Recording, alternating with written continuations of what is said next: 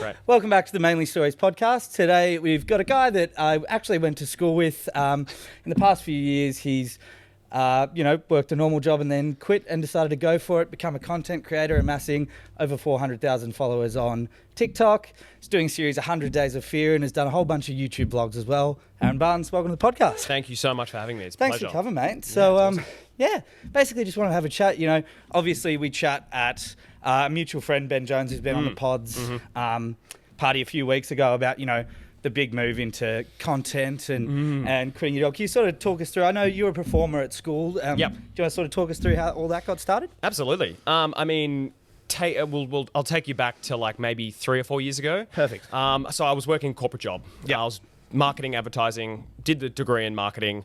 And then I progressively just felt like it wasn't my path, but I was like, I have no idea what else to do. For sure. I just didn't know that there was like any... Like, I consumed a lot of content, I watched a lot of YouTube and saw what people did, but I was just like, I never considered myself doing that. Yeah.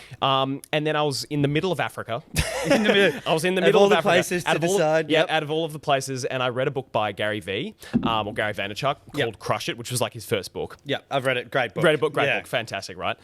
And I cannot explain how much of like an aha moment I had, the biggest one I've ever had, which was just like, there is a world out there where I don't have to do what I was doing, right? Yeah, I didn't have to follow the conventional path. Absolutely. That's all I knew, right? You know, school, at university, my parents, my family, friends, blah, blah, blah. And so, like, just light bulbs went off. But I was too scared. Yeah, I did not start. And so I came back from my overseas trip, and then I continued to work in corporate. I just worked in marketing in an IT business. Yeah. For another 2 years. Yeah. And so, but all the while that sort of desire was just like, and it was just like brewing in me. But again, I had no way to like have that creative outlet to really do this.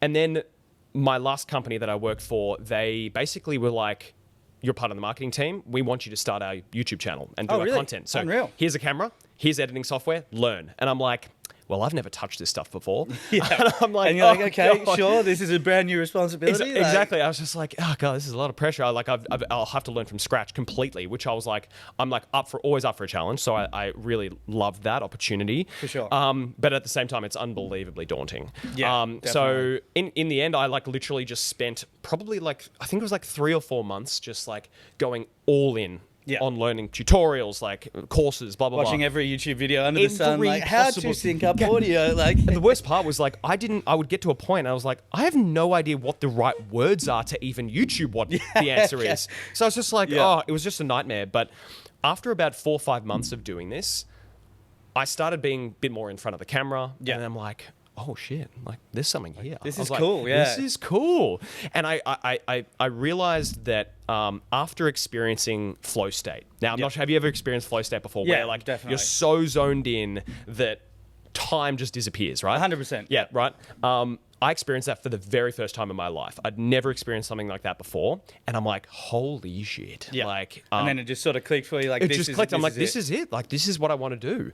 And so sort of recklessly, I was like, oh, well, I'm just going to quit. You're like, you know what? Fuck this job. Yeah. Fuck this job, keeping in mind that this was the middle of COVID. So we had in Victoria... Great time to quit your job and be like... Great time. I mean, great time and worst time because I wanted to like do...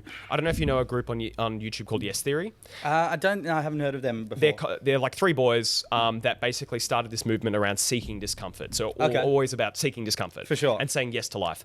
I wanted to do what they did. I wanted to be the next Yes Theory, right? Yeah. And it'd go on adventures and travel. Of course, I couldn't because we're in the middle of COVID. Yeah, and definitely. we were also in Victoria in the middle of COVID. Which is probably the worst place in the world to be in the middle of COVID. Correct. Yeah. So anyway, I was on YouTube for about 8 months. I was pumping out a video a week, trying to do as much as I could from the 4 walls of my house. I did some like a bit more taste of like out of your comfort zone kind of stuff. I did nude modeling. What was that experience like? I mean, it was liberating. I tell you what, I don't know why, but I'd felt uncomfortable being naked just amongst my friends. Like, I mean, it's kind of an unfair thing to be uncomfortable with. Yeah. But I was like, you know what? I'm gonna try and challenge this. So I did it. It was unbelievable, very liberating. Would recommend to anyone, but also unbelievably terrifying. So that gave me that planted the seeds in my head. I was just like, okay, I can do content creation. I want to be a content creator. But the thing is, YouTube wasn't it for me because it was like 80 hours a week. And I was also learning from scratch, basically. Sure. But I just wasn't growing, blah, blah, blah. I wasn't doing it properly. Yeah. So then I sort of parked that for a minute. And then I worked for Ben Jones, actually. I got a part-time job with Ben. And so I started just doing a bit more of other stuff. I then was like, okay, I need to pivot. I need to pivot to short form. I was like such a TikTok hater. I was like, you're like, I'm not only for plebeians, like people who only do dances. Yeah. But I and was then just, you download it, you're like, this is kind of cool. yeah, this is kind of cool. I'm like, also, if I can create a video that's like a mini YouTube video in half or a third of the time and like gain more followers. Yeah. Unreal. Like that's my goal. And you're still doing the sort of content that you like to do and putting that sort of challenge on yourself as well. So fast forward to March of 2022, which was last year, March of last year. I had done a lot of kind of like reflection and spoken to a lot of people and kind of realized that I still was inherently really kind of just scared and unconfident from years of unconfidence. For sure. And so I was like, I'm going to set a challenge for myself. 100 days of fear. 100 days of something that pushes me out of my comfort zone. 100 days of something that scares me. All different activities. Keeping in mind, it's not all one after the other. Yeah. They're just 100 separate 100 activities. days in, over however long. Yeah. And I started with the most basic activity, which was like lying in the middle of a sidewalk. I watched that video and I got to say, like, just looking at that gave me anxiety. Like, the people are going to be looking at you like, what the fuck is this guy doing? Like, Exactly. I mean, and it was that. Yeah. But the thing is what you soon realize when you start pushing yourself out of your comfort zone more actively is that there's this huge initial spike of adrenaline and anxiety, and then it just completely disappears. For sure. And so I was like, I experienced that full curve in that first activity. And I'm like, oh, I get it now. And that sort of sounds like a massively sort of teachable moment. Like, huge. Holy shit, you've got that, oh my God, what's going to happen? Anxiety. 100%. And then if you just say, I'm doing it. 100%. Then it all sort of kind of, and it's got straight down. You just go, you do it, you commit, and then you're lying down there, you're like, oh, this is fine. You know what I mean? Yeah, like it's whatever. I'm just lying down. Like, I'm literally just lying down. So it's like that sort of thing you see on the internet. People forget that we can literally just do whatever we want. Like I know all the time. It's like so mate, I could not agree more with that statement. It's just like we're put in this box, or we put ourselves in this box based on learnt behavior, based on what we consume, and we kind of put in these limiting mindsets into ourselves. Yeah. And then it's really hard to get out of that. Also, we think it's actually not as hard to get out of it as we think. And so this is the process that I've been on over the last. It's been probably about 10 months now. So 10 months since I first started TikTok. And I wanted to show the progression of tolerance to discomfort and growth. So, from being shit scared of lying down in public to like hitchhiking from London to Paris. Yeah, that's so wild. I wanted to show that kind of journey, to show that it's possible. I'm just an average dude, you know what I mean? So with incremental building up of discomfort and tolerance to discomfort, you do rapidly build up your confidence. Absolutely. And so as that sort of bled through I can only imagine it must have just gone through all areas of your life. Absolutely. With other ventures and stuff like that too. 100%. I mean, to the point where so many different opportunities have come up just from me putting myself out there. Yeah. And if I'd never started, I would never have gotten to do these epic adventures or work with these awesome companies or now doing consulting for TikTok themselves or starting my own business. You know what I mean? So it's this snowballing effect. And I think learning to really get comfortable with discomfort, but also the unknown. Yeah. And it's a really hard one. I've been listening to a podcast recently about how you get more comfortable to the unknown. And it's really just like optimism, like being optimistic about it. And I would imagine exposure as well. Like, exposure therapy is huge. Just giving it a massive crack and, saying, you know what, I quit my job. This is what I want to do. Yeah. Let's sort of see what happens. Because I think, particularly with the content creation stuff, we spoke about this, when we last chat, the sort of tall poppy syndrome of like, oh, what are people going to say? And people are going to think, like, who am I to be putting myself on Instagram? Can you speak to that and sort of overcoming it? Like that first video, lying down on a sidewalk, that's probably helped quite a lot because you're like, look, if I can do that and post it, then doing cool shit online, I mean, the whole thing with the tall poppy syndrome is, and this is something that I've really only noticed in Australia. Yeah. I mean, I've spoken to a lot of people about it. People who have come from overseas into Australia, Australians themselves. We have a really bad case of tall poppy syndrome. It's huge. Which for those who don't know what tall poppy syndrome, it's like, poppy plants, they grow at different heights, but basically if one grows too high, we chop them all down to the same level. Yeah. So basically, if you're becoming too successful, people would like to kind of chop you down so that you're all at the same level. Yeah. So, and I really felt this, and again, it was very much a self-imposed limitation. Yeah. But you're always scared of what people think of you. Yeah, definitely. I think that's just being a person. The most confident person, always has that still niggling thought in the back of their mind. But the thing is with that confident person, and with them exposing yourself more often, is you learn to put that in the back seat. For you sure. don't let it drive you. You let it be a passenger. Absolutely. So I think that's and that really just comes from practice and actually putting yourself out there. But I mean, I still experience a bit of it, but so much less. For sure. Because I'm just like, who cares? You know what I mean? I'm on my own journey, and I want to bring other people, like-minded people, with me on my journey. So you know what?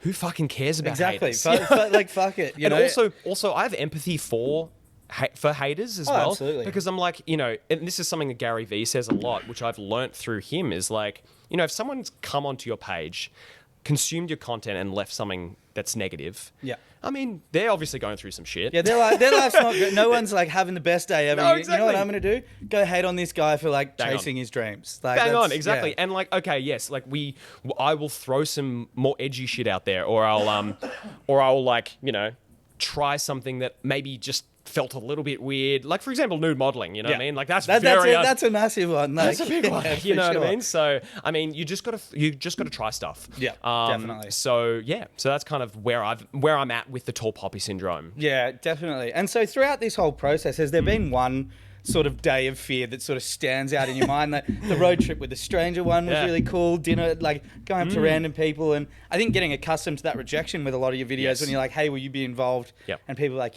no, what do you mean? Kind of thing. That must stick out. But is there anything that you sort of have as a special memory from it? Or I mean, there's probably two or three main ones. One has been, even a year ago, critically afraid of just going up to a stranger and asking them a question.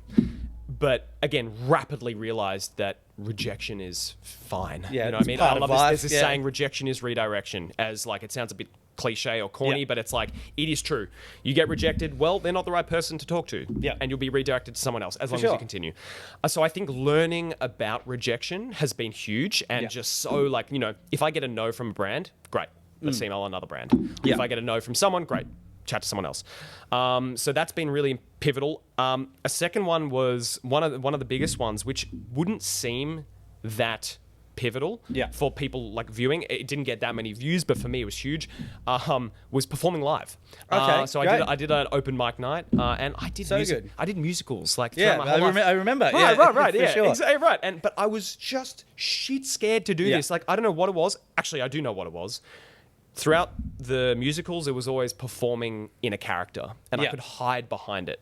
So I could put on a voice. Up your raw and unapologetically it's my own yourself. voice. Yeah. Correct. And I was scared of that. I was scared of being my raw, authentic self. And so even though it was one or two songs that I sang, 2 songs, I think, I was just so nervous. But again, so that for me was okay, it's really not that bad. Yeah, definitely. And it's just but I only gave myself a few days to do it. I gave myself 3 days from initial concept to practice to actually doing it.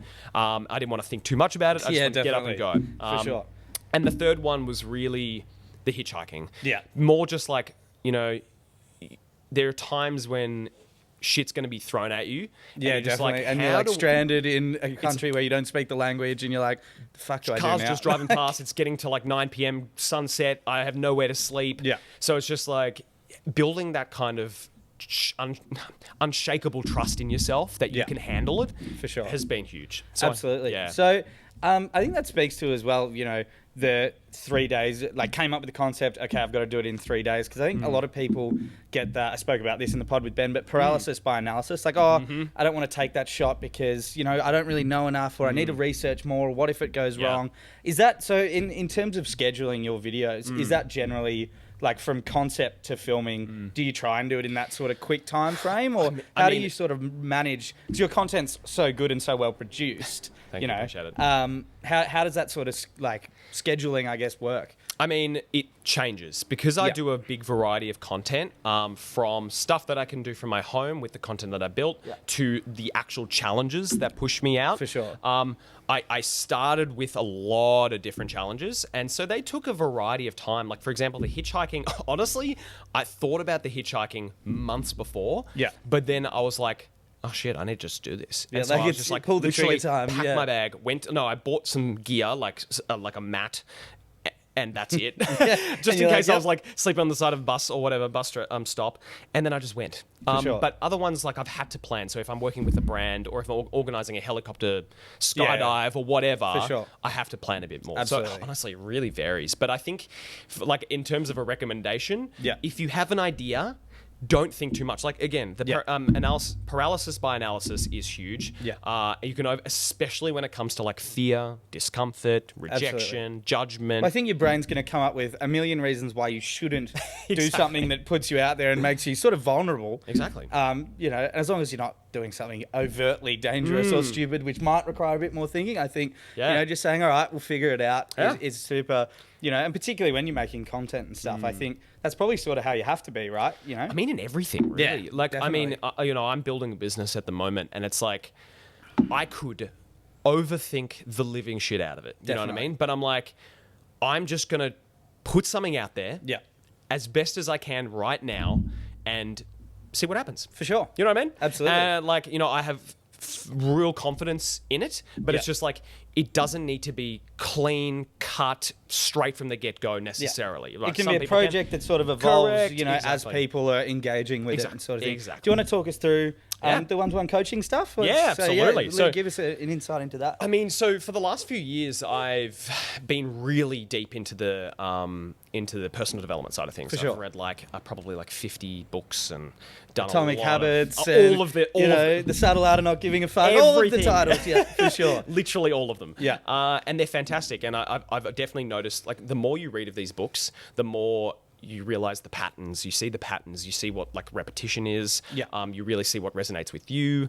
And then, a while ago, I hired my own business coach to help me understand businesses that I could create. And then from there, I built this one-on-one coaching. So the one-on-one coaching started as an initial business. Yeah. I'm now expanding it, and so I haven't actually officially launched. Okay. Is this an official exclusive? I feel like this is an exclusive launch. So I'm actually launching 3 projects. Sick. And they're going to be split up over different time, but they're all under the one roof. So I'm starting a business called the Unleashed Academy.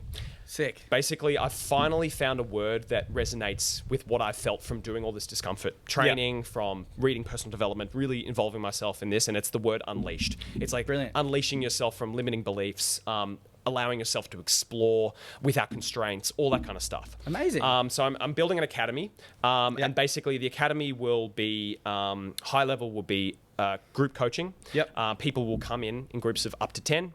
Sick. And then they will go through a 12-week program. Is this in person? This will be online. Okay, online. Brilliant, yeah. So then they will then be in cohorts of 10, and they will go through a 12-week transformation program alongside like a customized weekly challenges of discomfort challenges. So good. Yeah. And also like peer-to-peer accountability. Yeah, for sure. Accountability. Yeah, well, I think, when you're working, like striving for something with a group, your ability to do that when you've got a support network of like-minded people, as you were saying before, you're not just bringing anyone on your journey, you want people around you to be into the same thing. That's an amazing example of that. So, yeah. So that's the main chunk of the business. Cool. I'm running 2 other things that are going to be launched soon. One is going to be the Unleash worksheet, which is basically teaching you.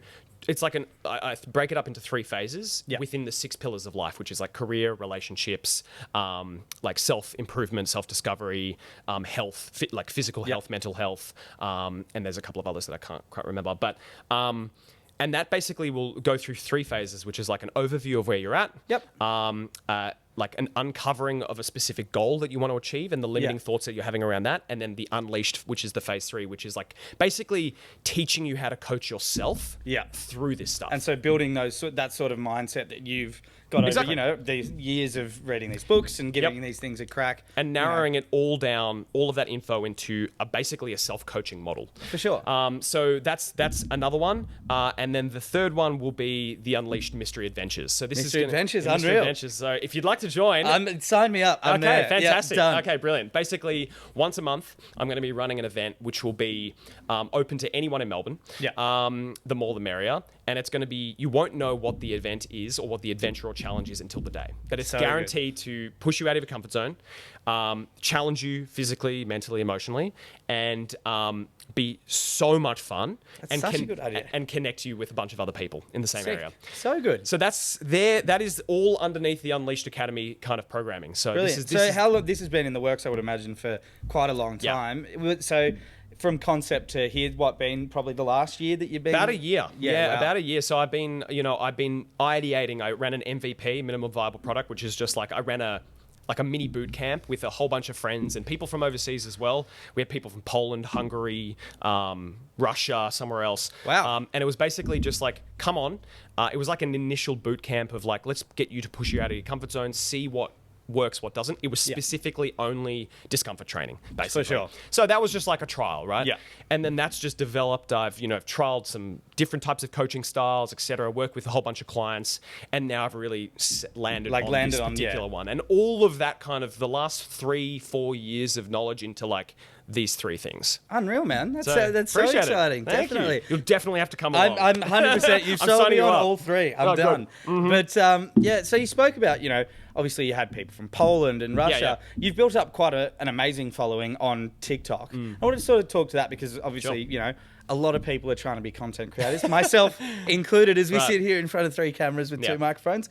How did you sort of go about that, and what were your did you have a planned out strategy for that, or was it, this is cool, I'm going to film it, post it, see how it goes, or because I've noticed that, as I said before, most of your videos are quite similarly produced and produced very well. Is there sort of a team you work with? How did you find people to film? How did that sort of process work? Firstly, just going back, congratulations on all of this. Thank you, man. No, it's good. Hardest part about entering content space is just starting. Because there's, seemingly so many mental barriers, especially with how you're going to be judged by people. So the fact that you've just like started and like, honestly, the gear is bloody top notch. I've done pretty well. Yeah, no, I know. Honestly, you've done really well. I might have to steal this off you. But absolutely, dude, for sure. But to answer your question, so when I first started, it was just throwing shit at against the wall. I was just like learning. It was simply the first 8 months of YouTube was just learning. But really just like pushing the boundaries, learning animations, and just like learning as much as I can. But in terms of like going into 2022, when I started on TikTok, I came in with a pretty solid strategy, which took me honestly a year of just contemplating. And then just it kind of finally just clicked. But basically, the main points were I wanted something that was sticky. So I wanted something that would bring people back, and people would be like, "Oh shit, I want to wait for the next one." Right? So that was like a series. I knew that I wanted to do a series. I also wanted something that would show progression. And I was like I was just trying to work out what the heck could that be. I then came across a guy called Jia Zhang, who was he did a TED talk, and he did the 100 days of rejection. Oh wow! Okay. So I basically just stole his idea. Shout out Jia Zhang. Shout out Jia Zhang. Yeah, exactly. But he did 100 days of rejection, where he just like this tiniest vlogs. This was very much like early days YouTube. So it didn't really blow up, but he did TED talk. He did a TED talk on it. And so I took that concept, but did it to discomfort and to fear. For sure. So I came in with the strategy of I knew a series would work. And I knew 100 days of something would work.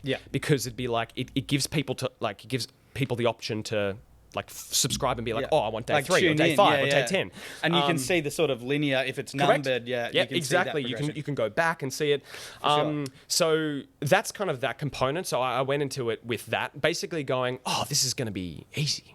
It was not easy. Like, it'll be crazy. I'm just going to take over TikTok. Yeah, exactly. Take over TikTok. And I mean, like, the first month, nothing. Like 100, 200 followers. I then did a sneaking in video, which was just like, one I was of like, those, fuck it, I want to do that. Yeah, you know what I for mean? sure. Why not me? I was like, exactly. I was so I can scared hide to in do it. IKEA overnight. Yeah, exactly. So I did the sneaking in video, and that just like rocketed, and it got me like my first 100K. Unreal. Which was really cool. And then, but basically, yeah, to answer kind of the second question, which was like, I'm a one-man band. Yeah. I've experimented with having team members and stuff. It's been really difficult because For sure. my content's so sporadic, and but basically I produce and edit everything. For sure. And then you had a final question. How do you get and stuff? Filmers, and, yes. So, this has been the bane of my existence. Yeah. If any of my friends are listening to this, they will know that I pestered them almost every weekend. Please, just hold this camera for like I've 5 been minutes. so close to just getting my dad. You know what I mean? But it's for like, sure. I figure I'm just going to use my network as much as I can. Absolutely. I will need to get to a point where I need to hire someone. Yeah. Especially now that I'm like building this business. Yeah. I just need help. Really. Absolutely. So if anyone has any contacts that could help me, Hit us up in the I comments. need every editor, producer, manager. Yeah, like, look, all of the context. All of the context. Yeah, but for sure. but in the end, basically, I think if you're starting out in content creation space, do as much as you can for as long as you can by yourself. Yeah. Because A, you'll learn everything really frickin' quickly. Yeah. And 2, you keep yourself accountable. If you really want it, you'll really want it. And 3, it's kind of just like one less thing to worry about, especially in the early days. The early days, you got enough shit to worry about, like commenting, even just commenting back to people. You know, like sure. it's so important. Yeah. And I put a lot of emphasis on that, but it's just like that takes energy and time. Absolutely. So you have to really balance your energy, and that's kind of my. And so, are there any sort of strategies that you take, you know, with these 3 new things, you know, and content on top of that? I would imagine you'd have to be fairly scheduled, and organisation would be kind of king. I mean, Notion is my life. If you use Notion, or if anyone uses Notion, it's fantastic. I mean, basically how my flow looks is I've got a Notion template that I bought, and it's a content scheduler. Yep. So it will. I write all of my content in there. I can then plot a date for when that needs to be launched. Okay. And then I Sick. basically use a calendaring system to plan out my days. So I realized I was getting so stressed and overworked because I wasn't scheduling any actual time. So I'd be like, oh, today I'm going to do this, and this on my to-do list. Yeah. They're all priorities, For sure. but I'm not going to allocate any specific time. So I was just like shit, I got to do this. yeah, that's coming up. I spent like 7 hours on one thing. I'm like, fucking 10 p.m. I'm like, how did I do that? You know what I mean? So, Yeah, for sure. So basically now I write everything I have to do at the start of the week. Yeah. And then I plot the entire week in blocks of 90-minute increments. Okay, unreal. So this has been like scientifically proven. I think it's actually been scientifically proven, but I'll just do that. So I don't do feel the like an inverted absolute tosser. Someone's going to chuck in a link saying, like, yeah, it's so peer-reviewed not study, tiny. this is bullshit. Exactly, Yeah, exactly. yeah. You know, don't quote me on that, but for like 90-minute blocks is like the best for flow state. Yeah. And I've been really like kind of researching about flow state because I think I lost my flow state for a long time because I was just like all over the shop. Now I'm trying to get it back because you can just get so much done in such a short period of time. Yeah.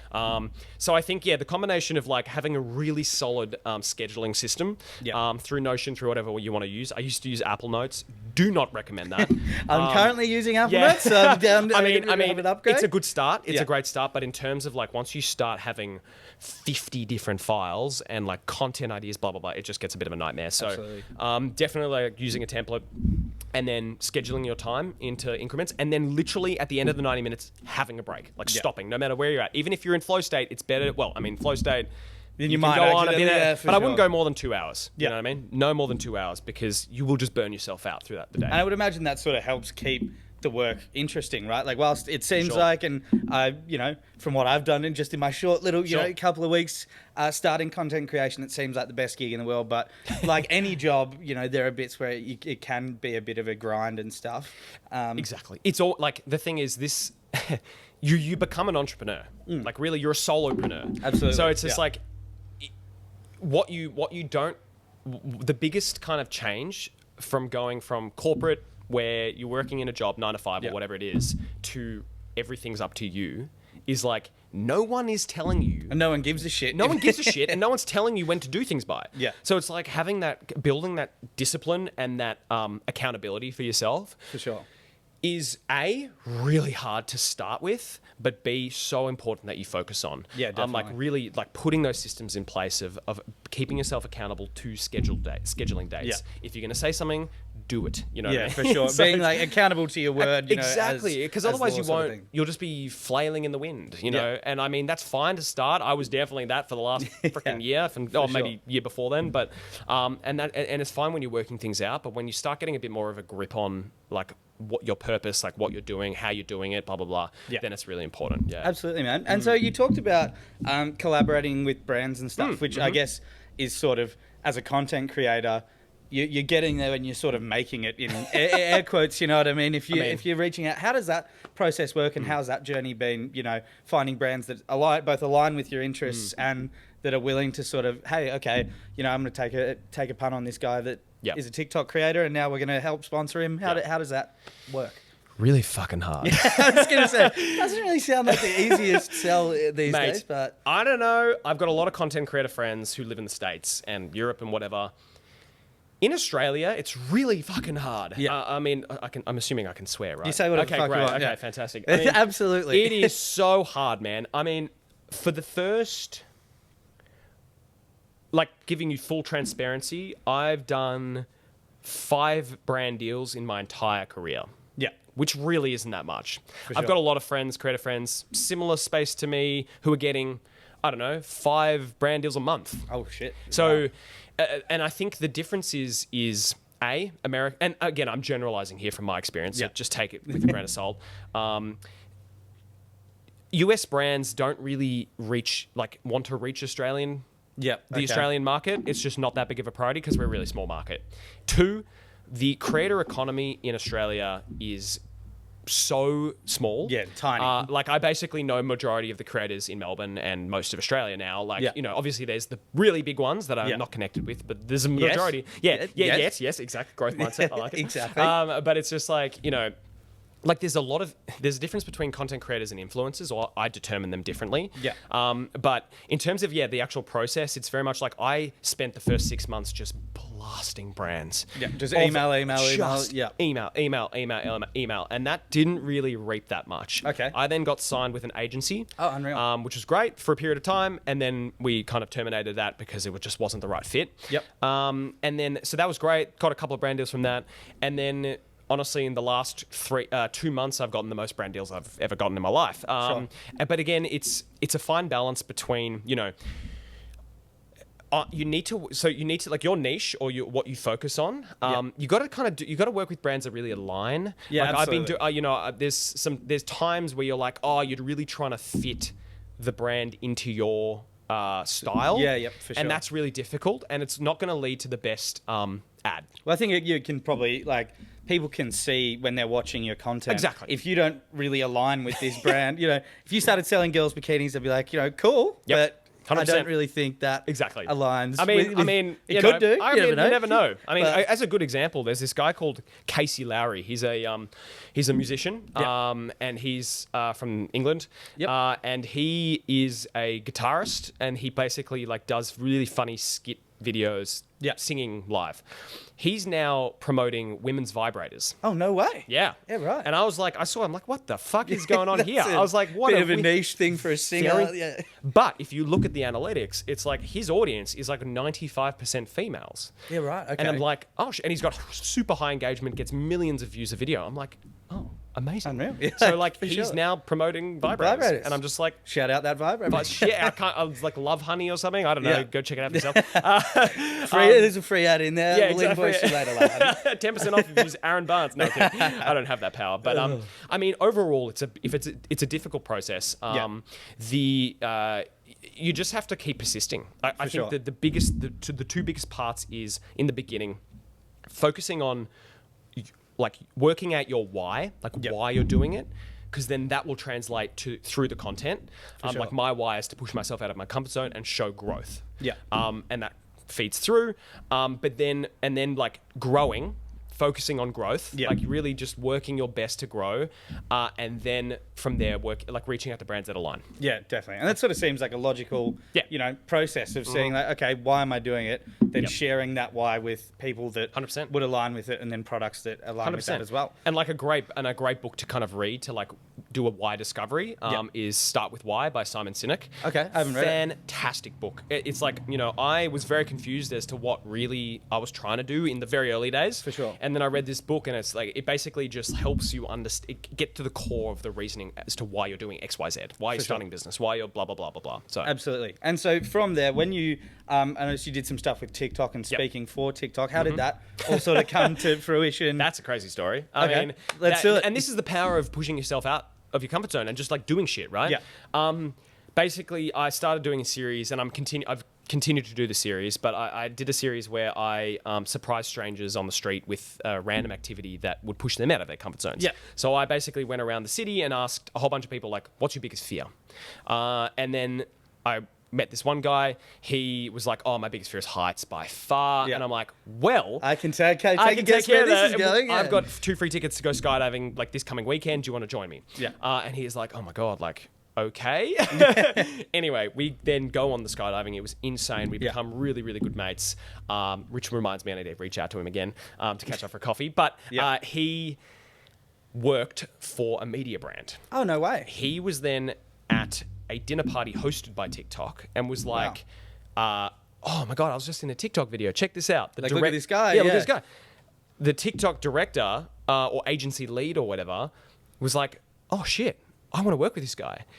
Got the email address off him, sent me an email. So yeah, we would love to work with you to help media brands understand how to work with creators better. Yeah. And so now I'm doing a whole bunch of consulting for TikTok, basically talking about the trends in short form media, how to work with creators, what are best practices, etc. Yeah, for sure. And they seem like, TikTok Australia seems like they are really willing to put heaps of effort back into their, creators. Yes. Like I spoke to Ben about it, and he said it's such a good platform for you to amass an audience quickly and sort of find your niche and do that. So they seem like they've been brilliant, supportive for you and just in general to the Australian. Exactly. Yeah, absolutely. And I think it's really great. Like TikTok's a great platform for just like trying stuff. Yeah. It's such a low, like YouTube takes so much effort, but B, it's a pretty brutal algorithm in terms of like and the algorithm is the audience. So as long as you understand like who your audience is, then it'll pick up. But a lot of people don't. So it's not the best for like trying stuff if you're not sure. But TikTok, you can just make whatever the fuck you want. You know what I mean? Chuck it up there. If it works, it works. It doesn't, it doesn't. Exactly. So I think it's a great starting point. Yeah. And short form in general, like I'm a big advocate for it because it gives you a taste of like, without spending too much investment. Like personal energy investment, money investment, blah, blah, blah. Well, I can only imagine, editing a short TikTok video probably takes, hours. Yeah, I mean, it really depends. 20-minute long YouTube video is massive. Well, just for comparison, I would do roughly 8 to 15-minute YouTube videos, which took me around 80 hours to edit. Holy shit. Wow. A week. Yeah. And a TikTok video on average will probably take me a day to a day and a half. Yeah. So drastically different. Yeah. And obviously it varies. Like my hitchhiking series took me probably about 3 weeks to edit. Yeah. Because it's much more storytelling focused. Yeah, it's a lot less, just like formulaic. So yeah, it really depends. For sure. Yeah. Unreal. And speaking to the YouTube algorithm, I noticed, I think it was the minimalist video you did was your most successful. What did you sort of find, obviously the difference in algorithm? Was there sort of on YouTube something that you found, okay, this works better for this algorithm? What doesn't work? Yep. Do you have any sort of methodologies behind that? And do you see yourself going into more YouTube videos in the future? Great question. To answer your question, I was throwing shit against the wall, basically, at YouTube. So what I learned was that the algorithm is the audience. Like literally the algorithm equals the audience. So I think you have to really work out who you're trying to target. Yeah. Build an avatar, like literally build an avatar. Yeah. Like I build my avatar for my TikTok audience, and it is basically exactly that, like 16 to 28-year-olds who are both men and women who are socially unconfident, anxious, whatever. For sure. So, and I really got deep in that. I didn't do that with YouTube. If I was going back to it, I absolutely would, and I'd have a much better understanding of what to do.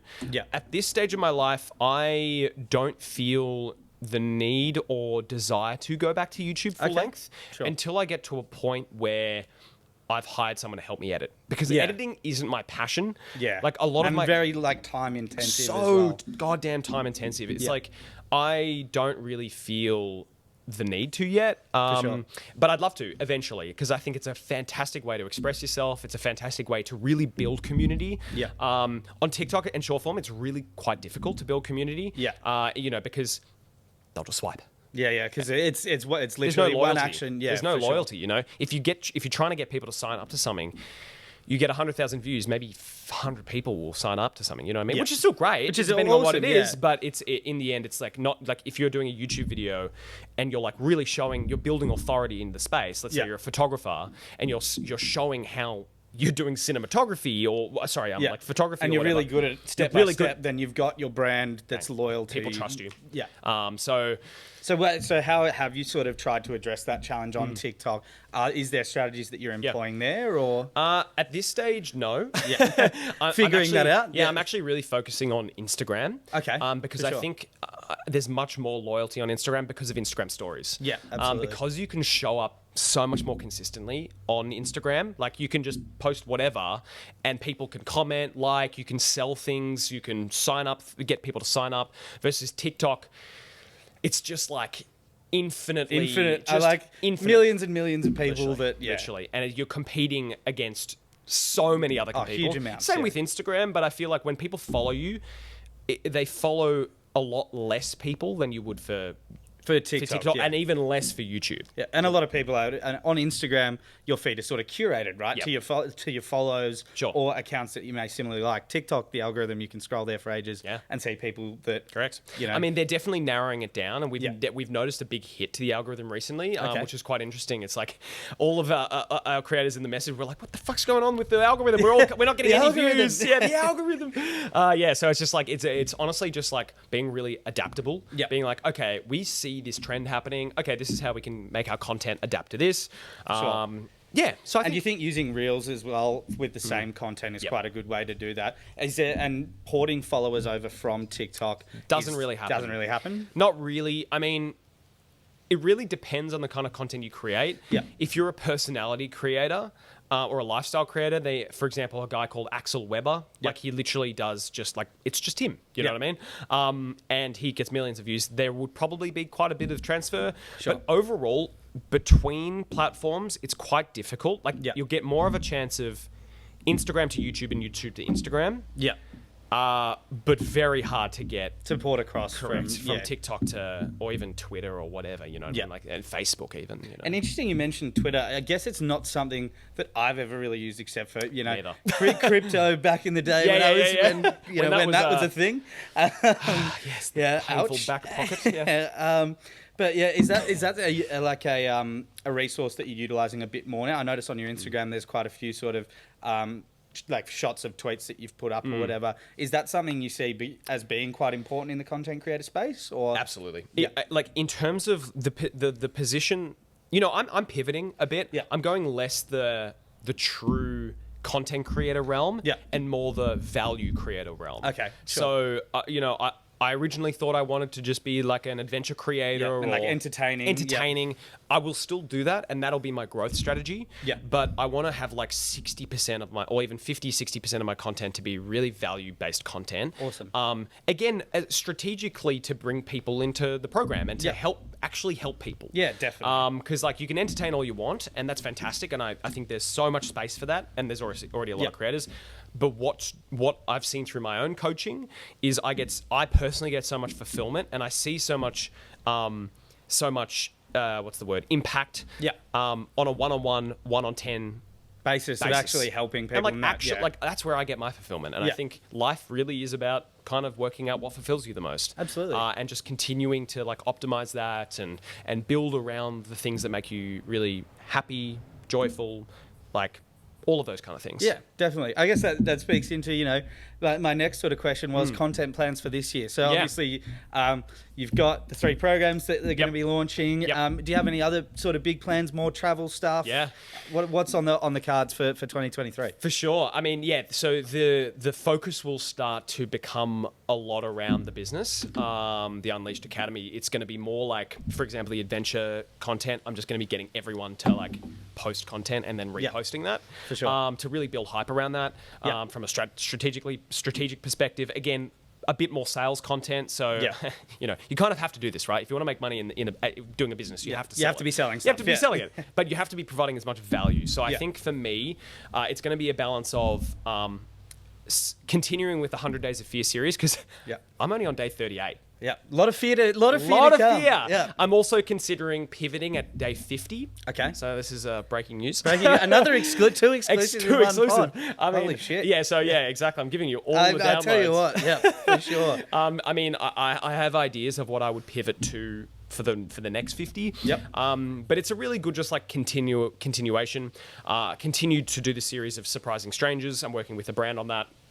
And then travel-wise, I'm heading to the States for a month and a half. So a lot of content over there, I would imagine? A lot of content. Again, probably a lot more like lifestyle content, like talking about like meeting other coaches, meeting other personalities, etc. Unreal. A lot of other content creators, that kind of, just experimenting. I think like it's like this year is going to be a combination of like really getting the business out there and experimenting with value-based content. Definitely. So I think that's kind of the plans. What about yourself? Have you got plans for this year? Yeah, a lot of podcasting. Just trying to talk to, the whole idea behind the podcast was interesting conversations with interesting people such as yourself who, not necessarily just in the content creation or social media space, but in anything who've found their passion and sort of worked really hard at it. Like I'm interviewing a friend who worked for 5 years as an accountant so he could get into investment banking. Now, while that's not traditionally, about socials or content creation, I still think there's something about hearing people who have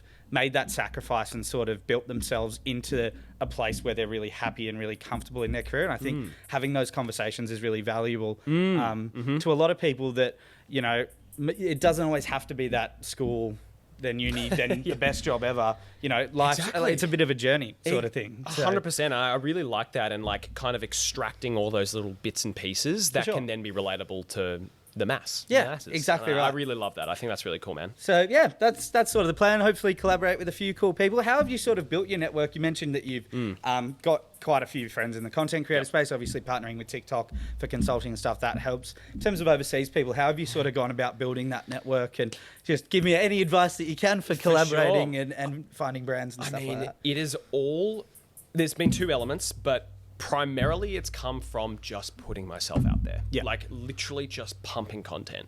I was so lucky. Within 1 or 2 months of me posting content, I got reached out to by this guy called Chris Duncan, who runs a business called Creator Camp. Okay. Which is basically, if you've ever heard of an entrepreneur called Elliot Bisnow. Yes, definitely. Elliot Bisnow with Summit Series. Basically, the concept is he would get people from all over the globe who are high level entrepreneurs, leaders, thought leaders, etc., all into, originally it was an event, a 3-day event. Then it expanded into cruise ships. Okay. And then it expanded into like an actual mountainside. Like he built a mountainside. No way. Insane. So basically, Chris, this guy who's a wizard, he's 21 years old, absolute wizard. He's been mentored by Elliot Bisnow, and he's built a business basically similar to that, but for creators. Oh, brilliant. So he reached out to me and was like, we're trying to kind of connect creators who are putting out wholesome content, who are storytellers, who are putting out more positivity into the world than they're taking. And we want to connect those people simply to connect.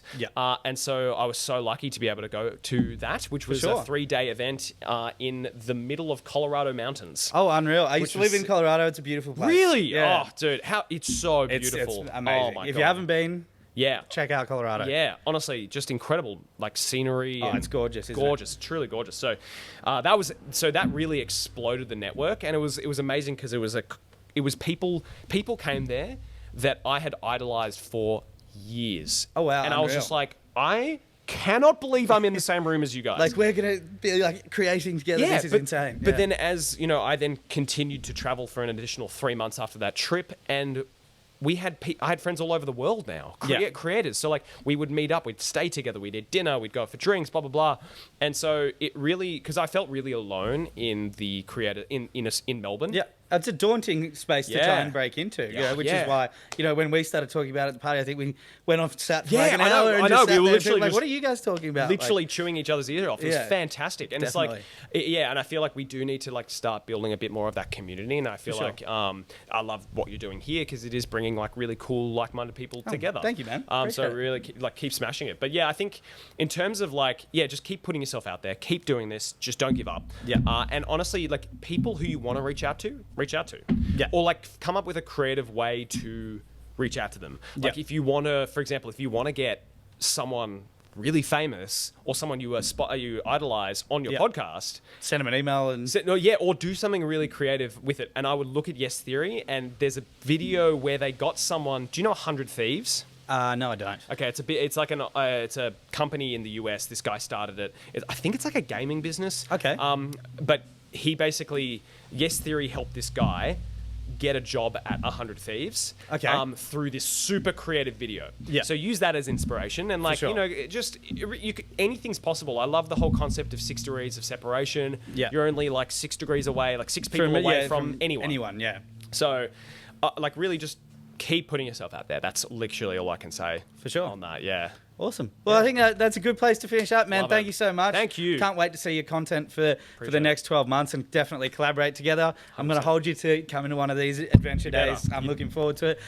Maybe tell people where they can find you. It's AaronB_TV on Instagram. Yep, it's AaronB_TV at Instagram and TikTok, and just my name at YouTube. And send me a DM if you've liked the podcast. Awesome. Unreal, guys. Well, thank you, man. Thank Appreciate you so it. much. Appreciate it. Awesome. See you next time.